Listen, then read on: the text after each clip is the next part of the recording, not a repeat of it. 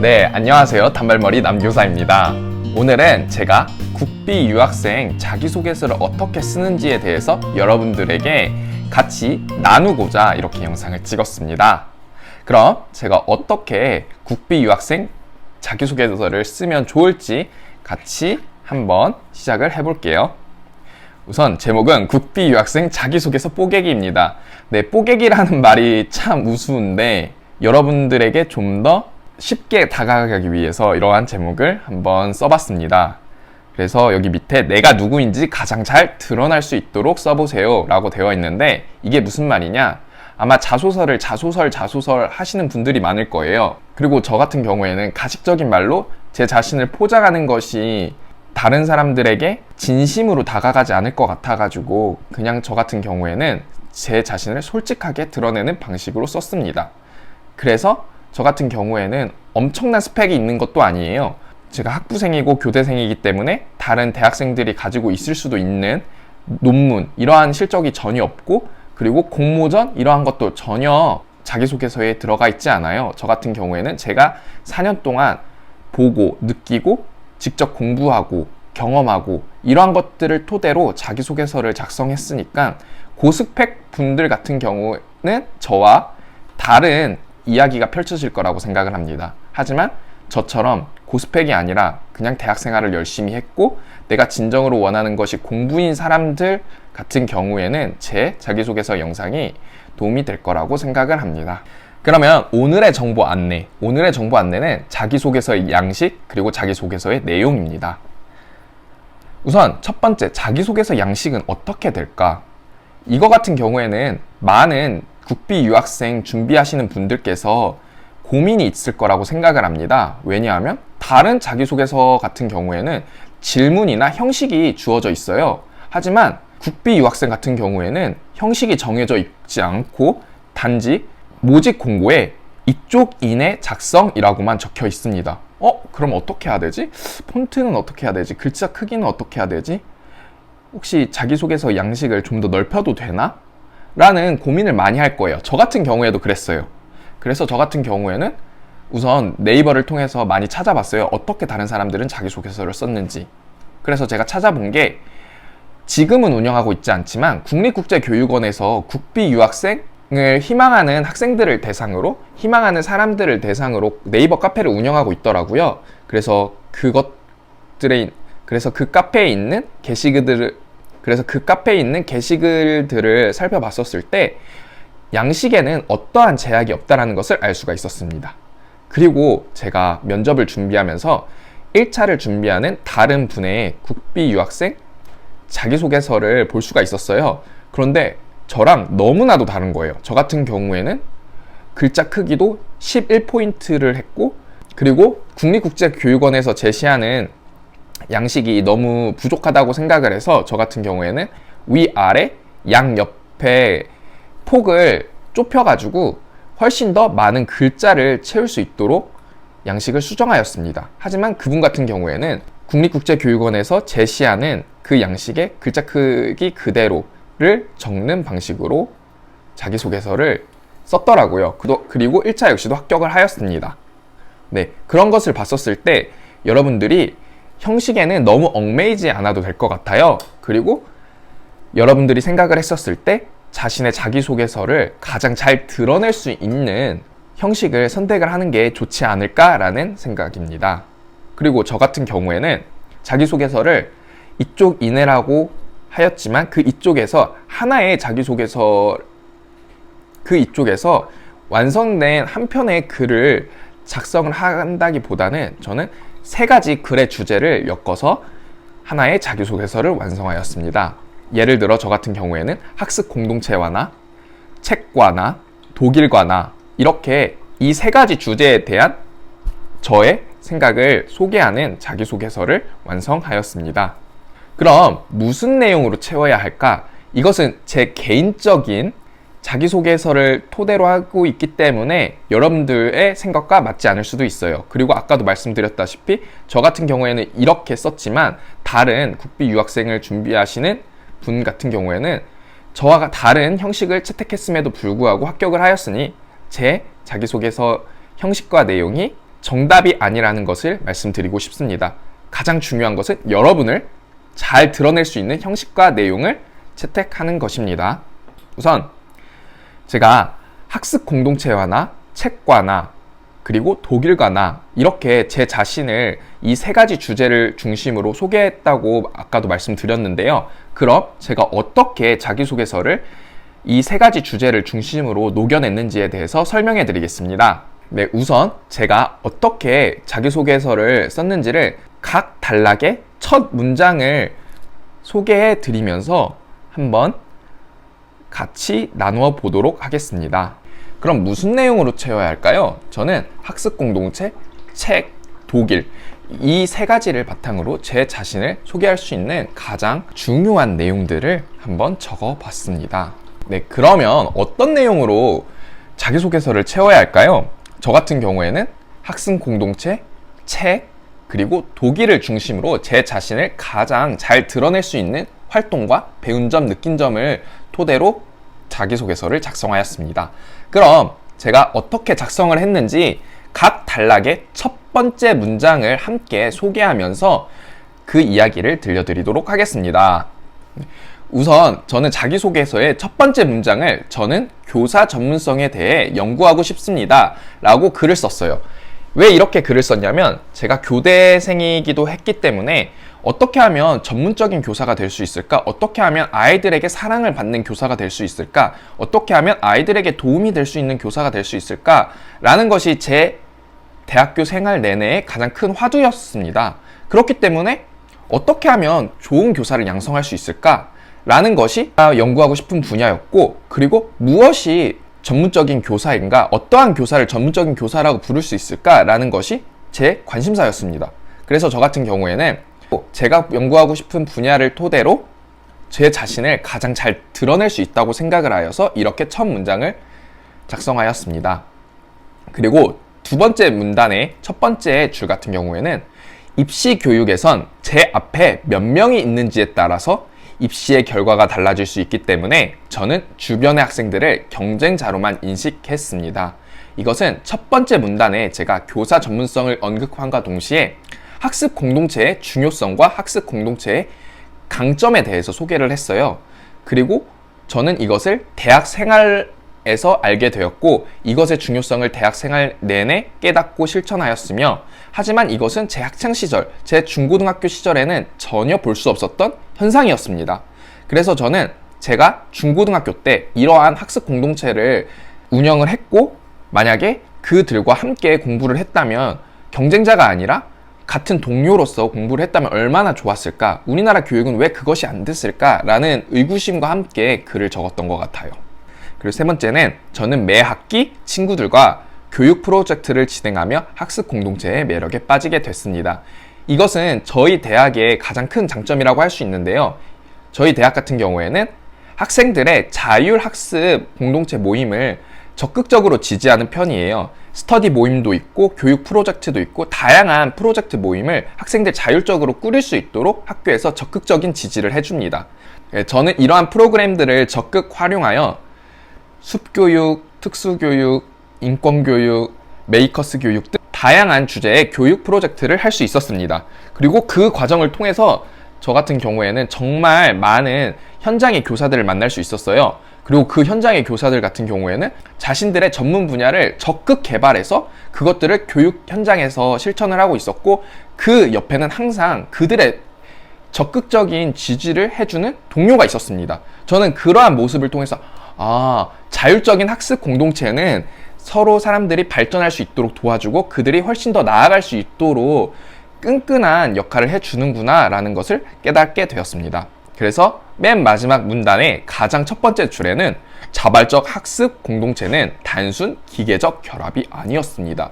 제가 느끼고 그리고 경험한 학습 공동체의 엄청난 매력들을 저는 이 문단에서 녹여냈습니다. 그러면 두 번째 글의 주제인 책과 나, 저는 자기소개서를 쓸 때 가장 염두에 둔 부분이 뭐냐, 문단과 문단의 자연스러운 연결이었어요. 어떻게 해야지 이 문단과 문단이 연결될 수 있을까? 각 세 단락들이 나를 소개하는 것인데 이 세 단락들이 유기적으로 어떻게 해야지 연결이 돼서 나라는 자신을 가장 잘 표현할 수 있을까? 이러한 부분들을 정말 많이 고민해야 했는데요.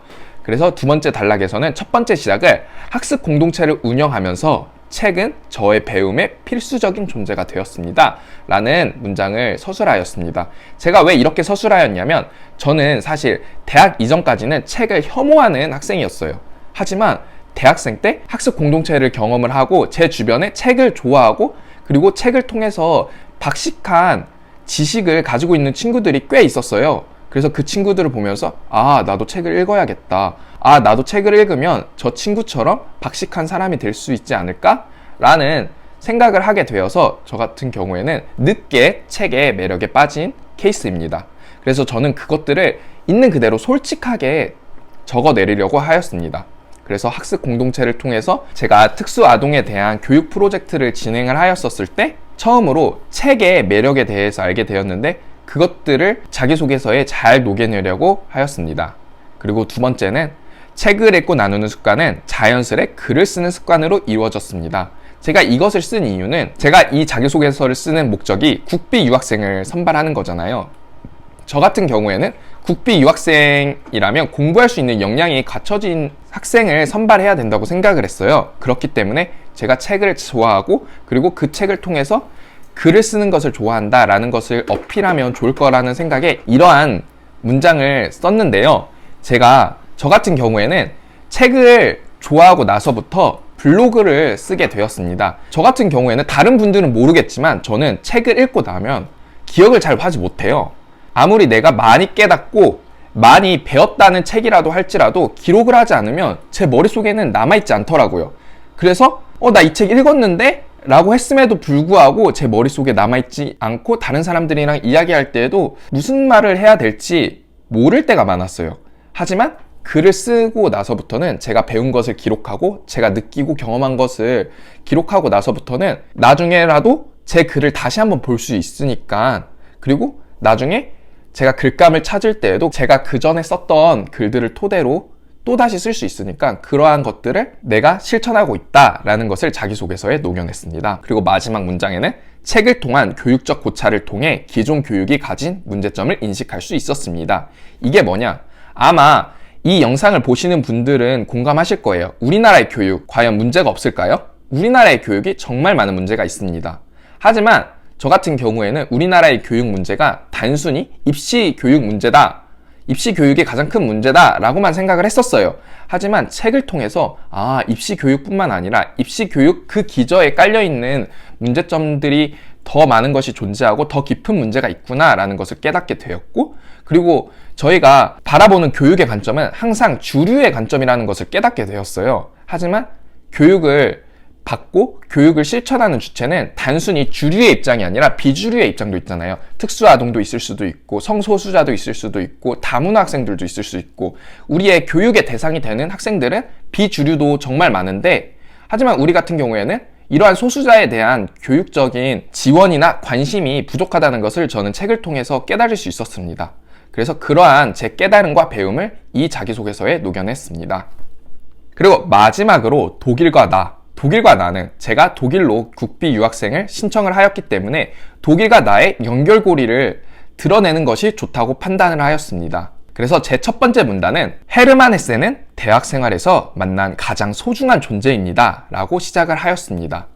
헤르만 헤세는 제 대학 생활에서 제 인생에서 가장 큰 영향을 준 작가예요. 저는 헤세를 통해서 인간의 삶이란 무엇인가에 대해서도 고민할 수 있었고 그리고 우리나라에 만연해 있는 교육 문제에 대해서도 생각을 할 수 있었어요. 여기서는 자세히 다루진 않았지만 제가 헤르만 헤세의 작품에서 느낄 수 있었던 감정들, 배운 점, 느낀 점들을 이 자기소개서에 녹여내 왜 제가 독일에서 교육을 공부하고 싶었는지에 대해서 심사관들께서 이해를 할 수 있도록 기술하였습니다.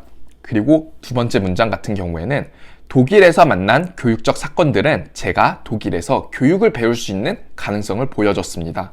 이게 무슨 말이냐? 저 같은 경우에는 3학년 때 독일로 2달간의 여행을 떠나요. 왜냐하면 4학년이 되면 임용고시를 공부해야 할 텐데 내가 과연 임용고시를 공부하는 게 맞을까? 나는 임용고시뿐만 아니라 하고 싶은 것이 엄청나게 많은데 내가 4학년 때 임용고시를 준비하는 게 맞는 걸까? 1년 동안 이 시험에 온 정신을 다 투자하는 것이 맞을까라고 생각을 했어요. 그래서 3학년 때 2달간 독일 여행을 떠납니다. 헤르만 헤세의 책과 함께 독일 여행을 떠나면서 내가 어떻게 살아야 할지, 내가 무엇을 해야 할지를 고민하는 시간을 가졌어요. 한 달간 독일의 전역을 돌아다니면서 약 30개의 도시를 방문을 했고, 그리고 나머지 한 달은 베를린에 살면서 독일어 학원을 다녀봤습니다. 그리고 여행 중에 아주 운 좋게 제가 지금까지 생각하지도 못했던 교육적인 사건들을 만날 수 있었어요. 우선 첫 번째로 초등학교 1, 2학년 학생들이 나무로 집을 만들고 있는 거예요. 20-30명의 초등학생 1, 2학년들이 연장 도구를 갖고 집을 만들고 있는데, 우리나라 같은 경우에는 저거 위험해, 아이들한테 무슨 뭐 하는 짓이야, 이렇게 했을 건데, 독일 같은 경우에는 그러한 것들이 너무나도 자연스러운 거예요. 아이들이 직접 톱질하고 망치질하고 이러한 모습이 너무 자연스럽고, 아이들이 그렇게 하는 모습에서 이게 진정한 교육 아닐까, 이렇게 우리가 항상 교육을 실천해야 된다고 말을 하지만 우리나라 같은 경우에는 이러한 제약이 너무 많았던 게 아닌가라는 생각도 했고, 또 두 번째 같은 경우에는 초등학생들이 길거리에서 버스킹을 하는 거예요. 그러니까 이거 같은 경우에도 우리나라에서는 학생들이 무슨 돈이냐, 무슨 교육에 돈을 집어넣냐 라고 생각이 들 수 있지만, 그 학생들 같은 경우에는 버스킹을 하면서 학교에서 나온 아이들이었어요. 선생님이 기타를 치고 아이들은 노래를 부르고, 그리고 거기 지나가는 행인들은 그 아이들이 부르는 노래들을 들으면서 돈을 주고, 저는 그러한 것들이 너무나도 신기하고 제 가슴을 엄청 뛰게 만드는 거예요. 아이들이 직접 노래를 부르는 것이 그냥 단순히 다른 사람들을 행복하게 하는 것을 넘어서 그들 역시도 그것을 통해서 경제적으로 그러한 보답을 받을 수 있겠구나 라는 것을 다시 한번 느낄 수 있었던 계기였습니다. 저는 이러한 경험들을 독일과 나라는 그 파트에 적어 내렸습니다. 마지막 문장은 2019년 독일에서의 교환학기는 인생에서 가장 행복하고 의미 있는 시간이었습니다.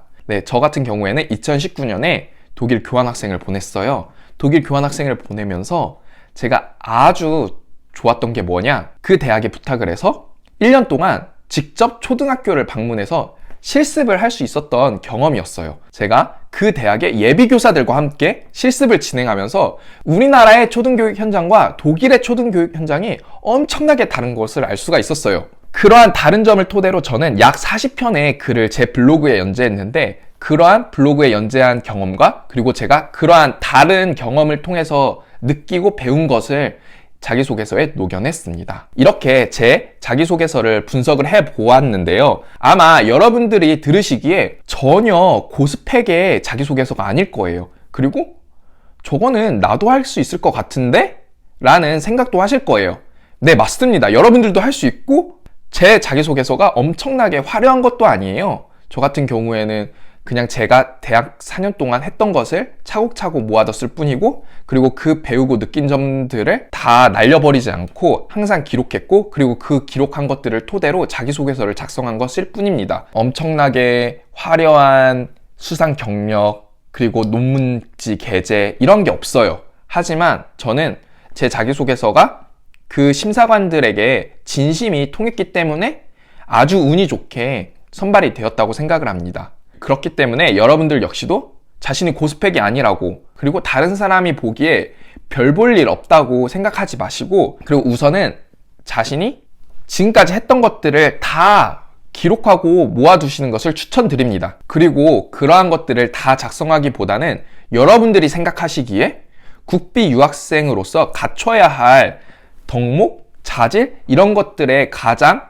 합당한 것, 그리고 이러한 역량들을 가장 잘 보여줄 수 있는 경험들을 몇 가지 추려낸 후 그것들을 바탕으로 느낀 점과 배운 점을 토대로 자기소개서를 작성해 주시면 아주 좋을 것 같아요. 그렇게 된다면 여러분들 역시도 여러분들을 진솔하게 소개할 수 있는 자기소개서를 완성할 수 있지 않을까요? 그래서 제가 여러분들에게 마지막으로 말씀드리고 싶은 것은, 자기소개서에는 단순히 여러분들의 실적을 나열하는 것이 아니에요. 이것은 전공 관련 대외활동, 기술, 실적서에 이미 아주 자세하게 들어가 있어요. 그렇기 때문에 그 내용들 뿐만 아니라 그 내용들에 여러분들이 공식적인 활동이 아니어서 쓰지 못했던 것들, 그것들을 잘 녹여내시면 엄청나게 풍성한 자기소개서가 되지 않을까요? 네, 그럼 이만 제 영상을 마무리하겠습니다. 부디 여러분들에게 제 자기소개서 설명이 도움이 됐기를 간절히 바랍니다. 네, 그리고 좋아요와 구독 간절히 부탁드립니다.